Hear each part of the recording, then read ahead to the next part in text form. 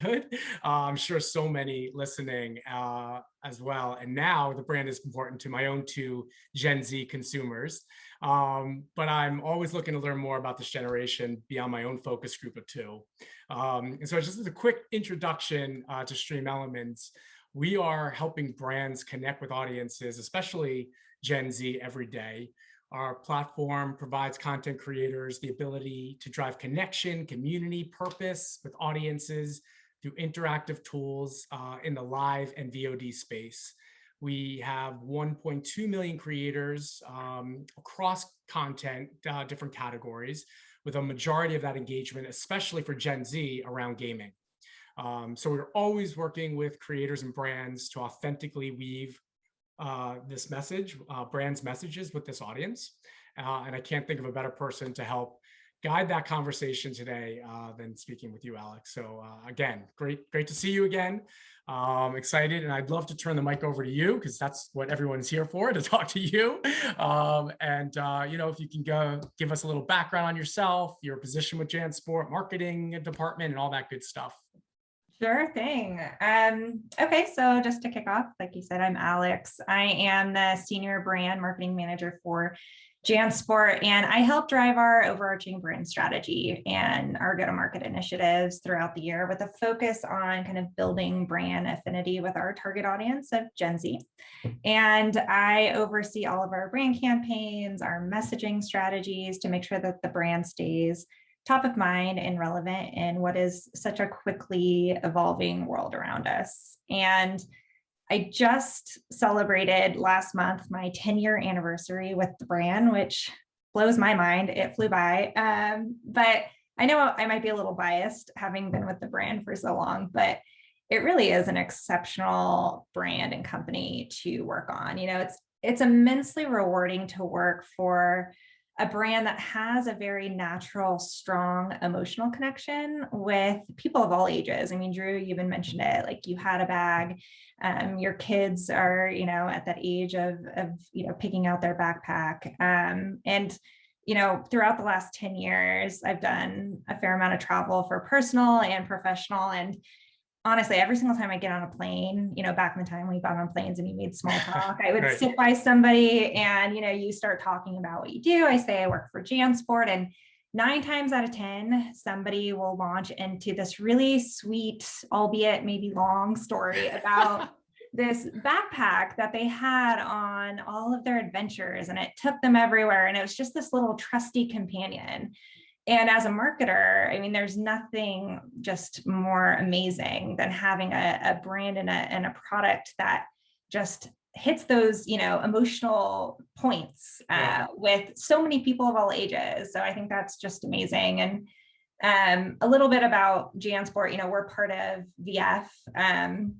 We were in the Bay Area in California, and we transitioned to Denver, Colorado about 2 years ago, right before COVID. And as soon as the world goes back to kind of the new normal, we'll share some walls with our other fellow VF brands like the North Face and Smartwool and Ultra. And so it's also really amazing to be able to work side by side with other brands and collaborate. But JanSport itself, we're pretty small considering we're a global company, but I think we're around 40 or 50, don't quote me on that. And we got started in kind of the outdoors in 1967, so over 50 years ago. And the brand was launched by these 3 hippies that just didn't want to get real jobs, and they wanted to stay young and have fun and go hiking in their backyard. And they just had this kind of irreverent attitude that was really infused within the brand from day one. But as luck has it, as luck does, in the early 80s, students went to the bookstore and they were selling some technical day packs, JanSport day packs in the bookstore. And they realized like, oh, it's actually a lot easier to carry your books in a backpack, especially when it's raining outside. And it really repositioned and transformed the brand from being in the technical outdoor space to being rooted in contemporary culture. And since then, our focus has been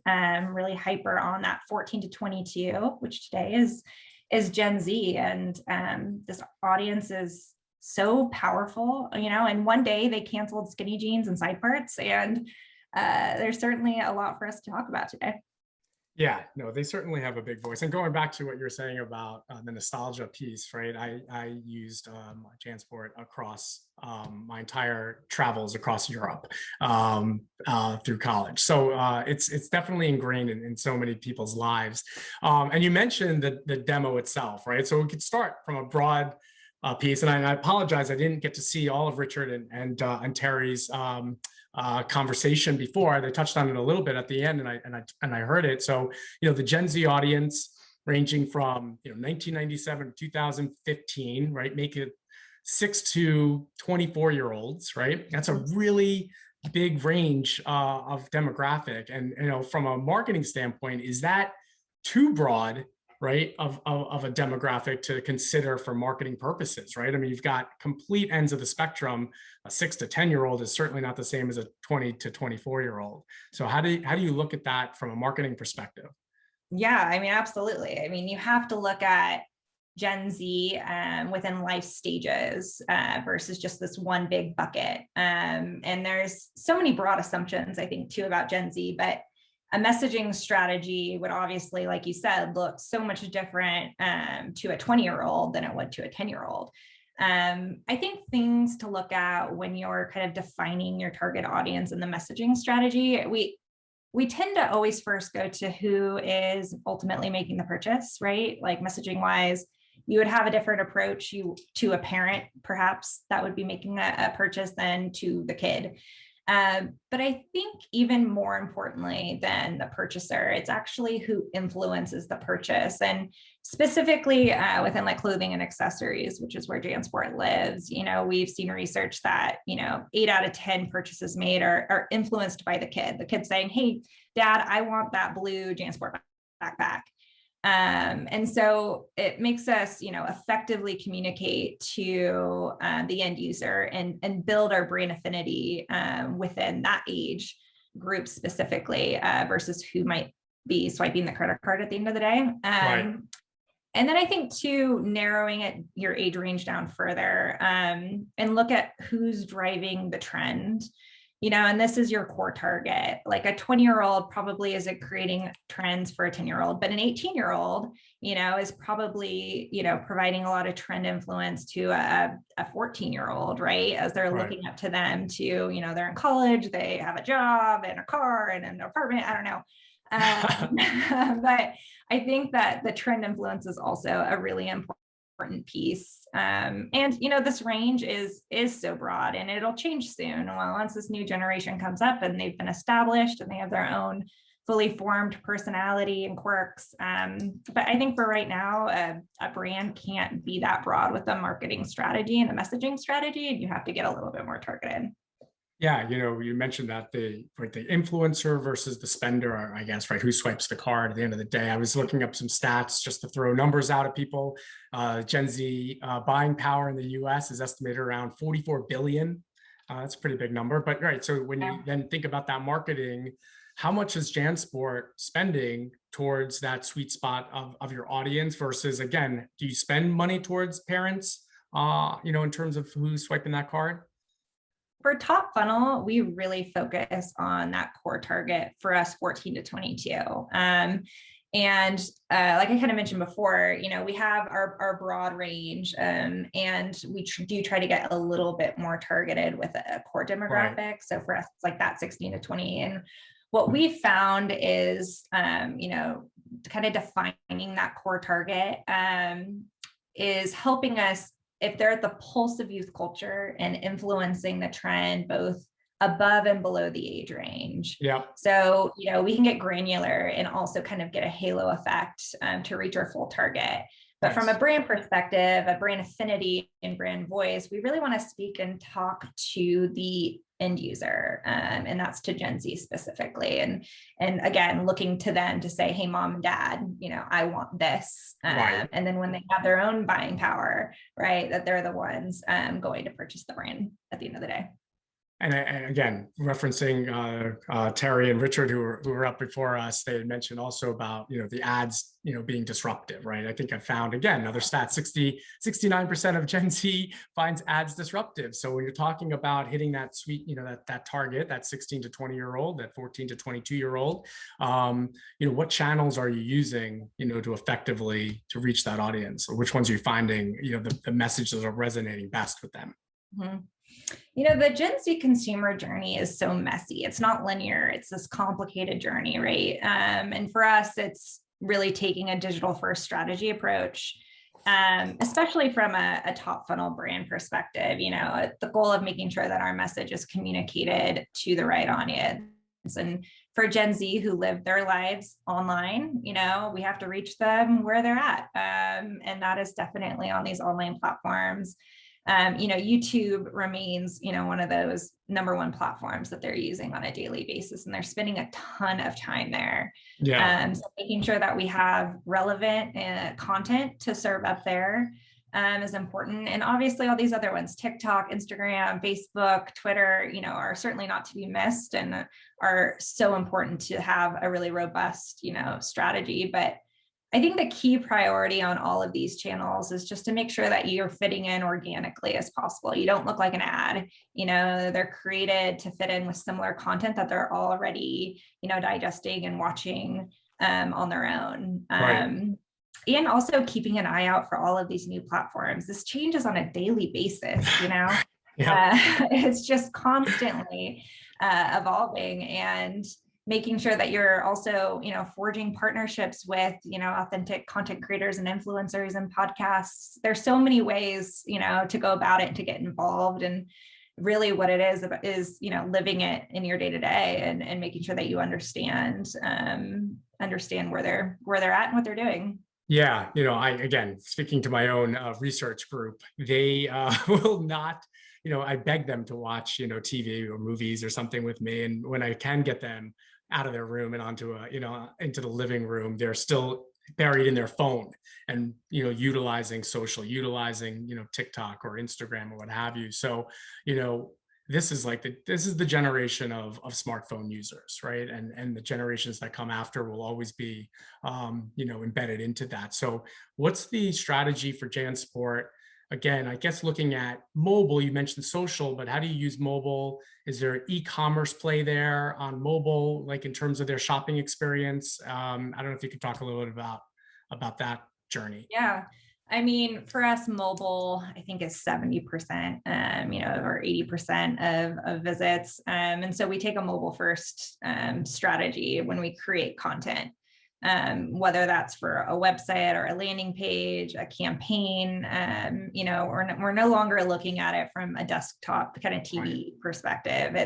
It's very much hyper focused on what does this look like on a mobile device. And like you said, they're also, using multiple devices at once. You can be watching TV and also be on your phone, and you have an iPad, and yeah, I know. I don't get it. So much technology out there, right? So yeah, it's just definitely making sure that taking, where they're at the most and focusing your creative efforts to make sure that it's served up correctly where they're watching it. Now, again, okay, so social, right, obviously drives a tremendous conversation, provides, right, an ability for the audience to interact, to feedback, right? I guess, how do you manage that, right? I mean, there's positives to it. Clearly, you can gain insights, but how do you manage, what might be, toxic conversations, right? Or maybe representing your brand the wrong way. Do you lean into it, or how do you manage, again, to take part in the conversation and let them have that freedom, but also manage the brand? Yeah, unfortunately, this is kind of one of those unavoidable situations, especially with, all the live broadcasting that's available now. And I think there's a really big difference between trolling and toxic behavior. And at least for us as a brand, we have kind of a no tolerance rule on like non-inclusive behavior that goes against our values as a company. And so I think those are kind of hard stops. But I think that there's also, you're opening up dialogue and you're talking about hard subjects, and sometimes those dialogues are actually really beneficial. It's okay that people don't agree all the time, right? And being, a brand and opening up our platform to have some of those conversations, I think are actually really great. And then and there's so many you mentioned, right? There's just too many platforms almost, right? They're all over the place. So do you have to create different creative types for all those platforms, right? That's got to be a lot of work and effort on your end. It's a lot of effort. And we also, I do have to do a plug for RGA, our agency. Of course. Just Yeah. do such a phenomenal job helping us with that execution. But yes, your content should be curated for the platform, especially when you think of like TikTok and things like that. Like there's native content that would perform, so it would be more successful and not look out of place. I think that's kind of the point, that you're fitting in and you're creating really quality, interesting content that people want to find and book and comment on and engage with. So there's certainly a lot of components. Look at a marketing campaign plan now compared to 10 years ago. It's so digital first, out of home and print, and all of the other ones have kind of gone out the window for now, but it's a lot of different assets and a lot of different renaming. So again, huge thank you to my wonderful agency, RGA. Yeah, no, and I'd love to talk a little bit more about that relationship, right? Yeah. I don't know if that's the only agency you use. I know some brands have multiple agencies for creative, for planning, for different types of strategy or platforms. But in terms of RGA and that relationship, what does that look like in terms of like how you strategically map out your marketing efforts to Gen Z? Is it on a quarterly basis? How far out do you look on a year basis, and all of that? Yeah, it's really important to us with our agencies that we, they're part of our brand, they're on our team. And so we kind of bring them in and we talk about our purpose work, with hopefully we can touch on later. But yeah, it's important that they're kind of really integrated and that we're, thinking on the same paths and we're collaborating together. But, we kick things off usually, I don't know, a year in advance, ideally, wow. and start planning from there. But things have changed so drastically, especially over the last, 18 months or so, where it's more opportunity within the moment. There's a lot of planning to do in advance, absolutely. But I think there's a lot to be said with, joining into relevant conversations when they're happening. And sometimes you can forecast that. And so, working with our agency just to make sure that when those relevant conversations happen, that, we have that opportunity to step in and to authentically, involve ourselves in some way or another. So it's kind of this ongoing, always evolving plan that we work with. Yeah, no, and I want to, there's so much there to unpack, but you did touch on something that I think is really important, in the essence of time, just to make sure that we get it in, right? And talk about it. I think there's, a lot of pillars that Gen Z truly cares about, right? Throughout their life: sustainability, personal growth. 76% of Gen Z is concerned about humanity's impact on environment. Was talking about that. 48% of Gen Zs are stressed out and unhappy. So there's a lot of weight, in their lives, especially coming off of this last year and a half. And I'd love you to talk about how JanSport, tackles those issues and participates, I guess, in bringing that, those conversations to the forefront for this audience. Yeah, it really, for us, starts with our purpose work. And we had an opportunity to kind of reevaluate that when we did a transition. We had, fresh people within the mix, and we got to really sit down and talk about, what is the reason we turn our lights on every day here? And how can we as a brand really connect with the consumer on a more emotional and authentic level based on that? And this isn't something that just happens, in a silo marketing team comes together. This is a chance for us to come together as a company and, bringing together all the internal people and aligning on what those values are and what we want to take a stand for. And for JanSport, what we landed on was to be the true and trusted ally throughout life's adventures. And this opened kind of the door for us to join into relevant conversations that align with this kind of thought throughout the year. And it's also really important to us that these aren't kind of one and done conversations.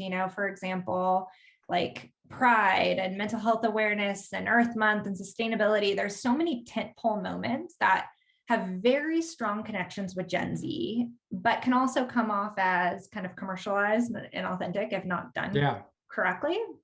And so for JanSport, last year we launched our mental health mission, which was Lighten the Load. It was all about connecting Gen Z with resources to help them tackle the mental health crisis. And for us, it really wasn't just a campaign, a one and done. It's, a commitment that we have, that it's more than just, a May activation for mental health awareness, but it's this like consistent mission that we can lean into. And so we teamed up with like mental health experts. We hosted IG live sessions so that people could tune in and hear true dialogue and open conversation about issues that were impacting them. We also dedicated a video series to highlight these issues of real people that could talk about their own perspectives and experiences. And the same goes for Pride. We got a partner this year with 5 diverse LGBTQ plus content creators, from photographers to musicians, fashion designers, and the goal of it was to dedicate our channel to amplify their voices and work. And, the takeaway is really to give them this spotlight for them to grow their own follower base. And again, it's something we want to continue to support beyond just Pride in June. It's something to sustain by, amplifying and funding, the community throughout the year. So at the end of the day, we don't want to speak for Gen Z. We want to provide our brand as a platform and really pass the mic to them so that they can get their voices heard. Actually, next week, we are launching a new campaign called Disorientation, and it's for Gen Z. It's by Gen Z. We're using a cast of rising comedians to use humor as a way just to talk about what's been just a really crappy, challenging year. So you can kind of think of it as like an SNL for Gen Z, but it relates back to our purpose of being an ally and being with them through all the thicket, all the good times, all the bad times. And that's how we can kind of connect it and integrate in cause marketing in a really authentic way. I think what you said was great, obviously. But I think so many companies don't take that same stance, like you said, like they come into a month and they leave. And I think this audience especially can understand that and see where a brand isn't really, behind that purpose. Mm-hmm. We talked a little bit about yesterday, and I think the other part of it is actually, giving them that contribution, not just speaking to them, but actually getting them involved into the content, right, into the program that you just mentioned.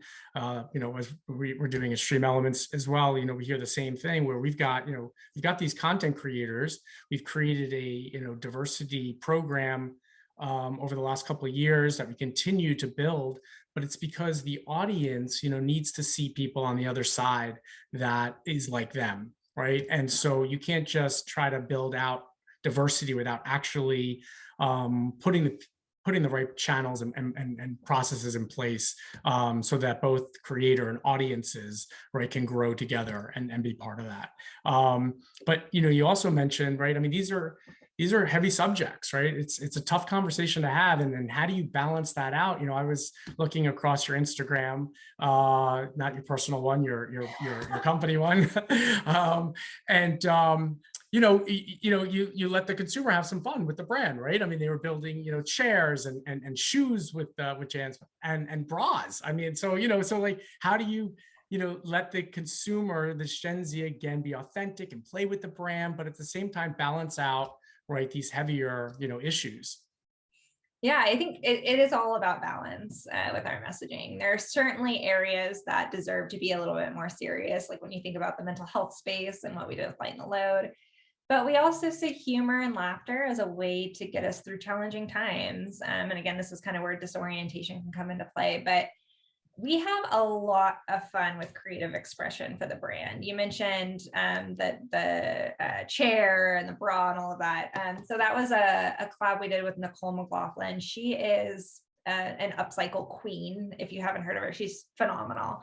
And we let her kind of, have a little bit of fun on her own with some of our products and create really unique pieces that we could tell stories about. Yeah. And I mean, that JanSport bra like blew up the internet. I mean, so there's definitely opportunities. And like I mentioned in the beginning, our founders were all about kind of having fun and not taking life too seriously. And we do try to make sure that we're consistently incorporating fun humor into our messages every day.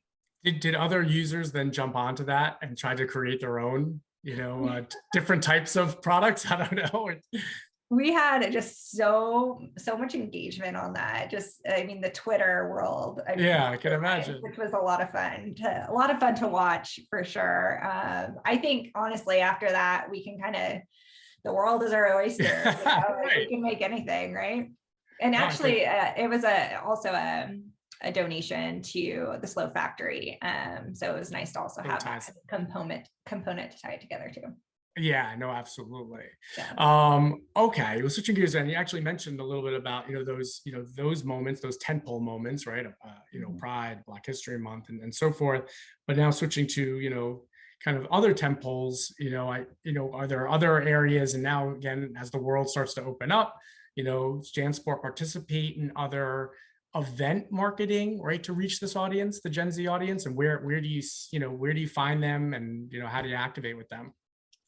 Yeah, events have definitely taken a backseat, I think, for most brands. I think Yeah. Looking forward into this new normal, I see a really huge opportunity just to continue to join into those relevant conversations and kind of keeping those as almost like the tentpole events that align with your brand and your purpose throughout the year. And they're kind of coming in on an irregular basis, right? And just being prepared to participate when that moment comes in. But actual in-person events probably at some point, but to be honest, we haven't really thought that far ahead. We're about to kick off back to school, so I think that's where our minds are at.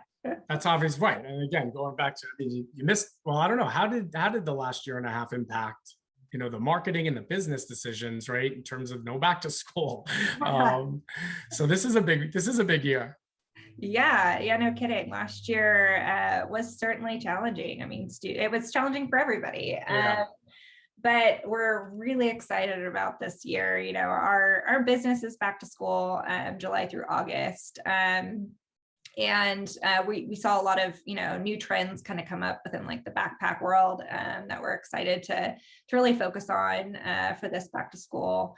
And I think for us too, is we have additional kind of silhouettes and things like that to support other parts of the year, like festival season is a big season, and the holiday with accessories and things like that. So there's more seasonal pushes outside of back to school as well. And I think just kind of coming out of COVID, it's really, I think we're prepped to be able to pivot. Kind of turned into this curse word last year. It was that word you weren't allowed to say. But I think we're also prepared for making kind of quick decisions from a marketing perspective. So we're also kind of excited to see how that plays out for the rest of the year as well. So when you go, right, so over the 10 years, right, if you go back, was there more activations live, the first couple of years, and then as digital start to really ramp up, you saw that shift happening? Yeah, absolutely. I mean, we've gone and done college activations. We've done music activations called the bonfire sessions. And we did those for 8 years, phenomenal events. We would do them, 4 or 5 places around North America, invite people, their free event, food and beer and live music. And it was an opportunity we really used as content driver for us. We were able to see backpacks and get photography. And it worked great, I think, for everybody, right? Attendees in the brand. But yeah, I mean, as the world becomes, so digital focused and digital first, especially our consumer, our efforts have definitely kind of followed suit. And I think we see a lot of opportunities in the digital world, things like Clubhouse and all of these kind of new virtual events are definitely of interest. But it's not to say that in-person events are completely out the window. I think people are going to be ready to go and do things. And if there are, opportunities for us to jump in, we will. Yeah, no, it seems like I was at the airport for the first time in over a year and a half. The line was out the door. So, it seems like people are ready to get out and do something and travel around. And you mentioned the seasonality. Does that align to, again, you've got product releases. I don't know how often you're releasing new bags and different products, but then, again, is there certain times of year outside of back to school that really are heavier pushes for you? Yeah, so back to school obviously is the big one, but like I said, festival, like smaller bags. So in like the springtime, and we still have we call it the Good Times collection. It's a outdoor kind of cooler duffel, casual Oh, kind of nice. outdoor pursuits line as well. So we have different kind of components, like cooler bags, lunch bags that are more seasonal based Yeah. outside of a typical back to school season. And messaging and strategy wise, it does kind of change and shift on like who we're targeting and how we talk about those products outside of what is probably expected for a back to school a season.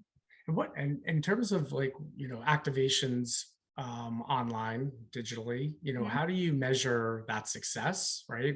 In terms of which platforms you'll continue to invest in? Is it driving awareness? Is it driving traffic? Is it actual purchase? I guess how do you look at that? Yeah, I would say for us, from a top funnel perspective, the goal is about driving brand affinity. That's a very hard thing to measure. Yeah. Outside of events, you can do that through a brand lift study or things like that. We do look at reach and engagement and traffic and all of that. But I think the other really important component is more of like a social listening piece, which we're really excited to dive more into. But I think getting a sense of what that conversation is about your brand and how people are talking about you and what they're saying is probably the best way to gauge, are you successfully telling the right message? Is it coming across in the right way? And are they saying the things that you want them to say about you? Yeah, no, absolutely. No, that's a big component of it. Again, for this audience, especially as they're communicating, as they're getting involved. And I guess maybe you lean on internal as well as your agency, right, to monitor that information and then that inform your creative strategy as well, right? And how you tell those stories. Absolutely. I mean, you have to listen to the responses and react to that. Or you're not really getting much out of it, right? So yeah, it's definitely that's an opportunity to evolve, your message, to evolve your creative. Yeah. Always making sure that you're kind of hitting the marks on that side as well. And this is going back, obviously, your 10-year career, which is phenomenal. We talked about that a little bit yesterday. But looking back again from the beginning, right, to now 10 years later through the last year and a half, which changed a lot, right? I guess what shifts outside of just digital have you seen in terms of how you speak to the audience? As the audience is, right, obviously the Gen Z that you've been with now is at the end, right? It's kind of like aging out. The new ones are coming in, the younger set. The ones behind it will come in after that. And so there's a lot to start thinking about and planning on how you continually speak to this audience. I guess as that the shift in ages happens.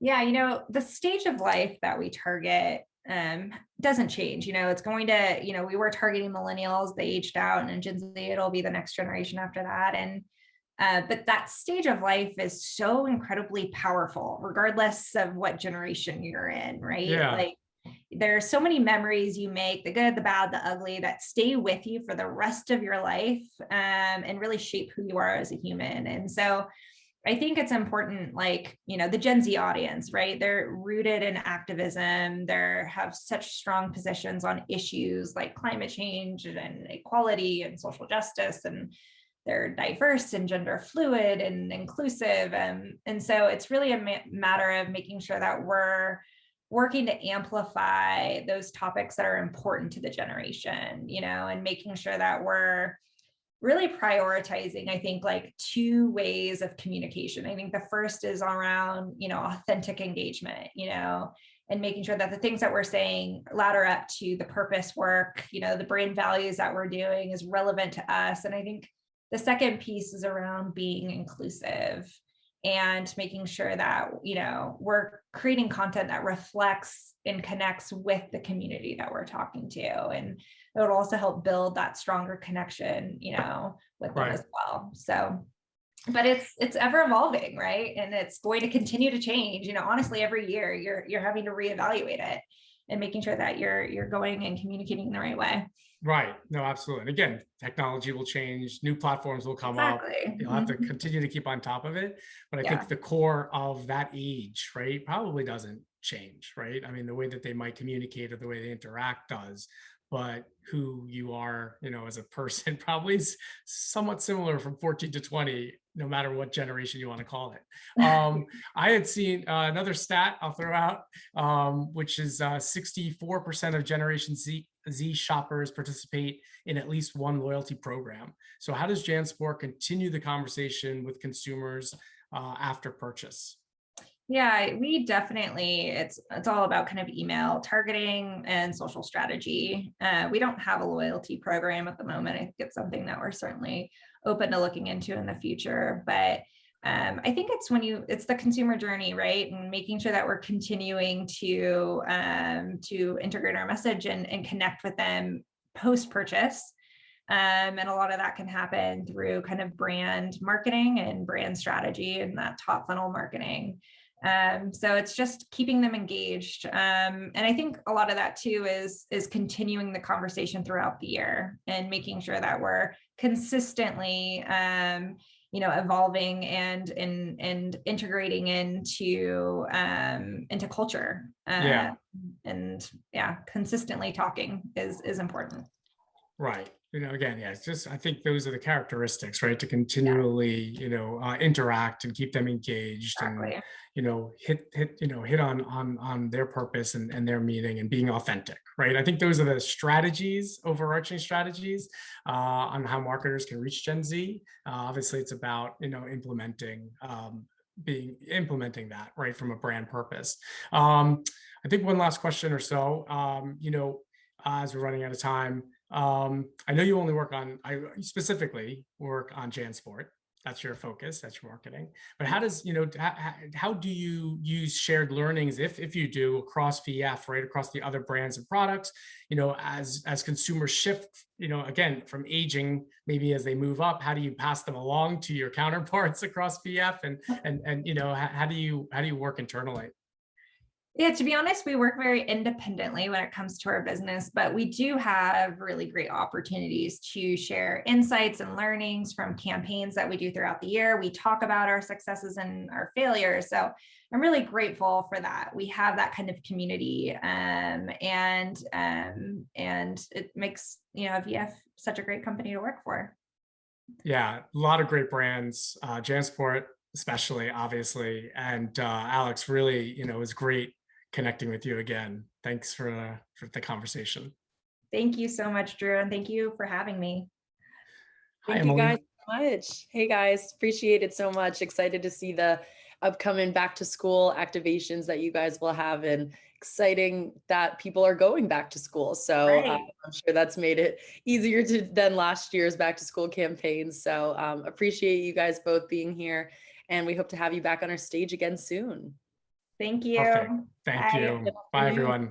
Bye. Thank you. Well, thank you so much to all of our speakers today, and everyone who tuned in at home for our Marketing to Gen Z Summit today. It was an incredible program and short but sweet, but we're glad that you all were joining us today. So Hope to have you back again for our next virtual summit, which will be next Thursday, July 8th, all on women in marketing, one of our favorite series. So we'll be kicking off at 11:20 a.m. Eastern time, joined by marketing leaders from Shutterstock, Anheuser-Busch, Procter & Gamble, Lyft, SAP, and many more. So hope to see you then and have a great 4th of July weekend.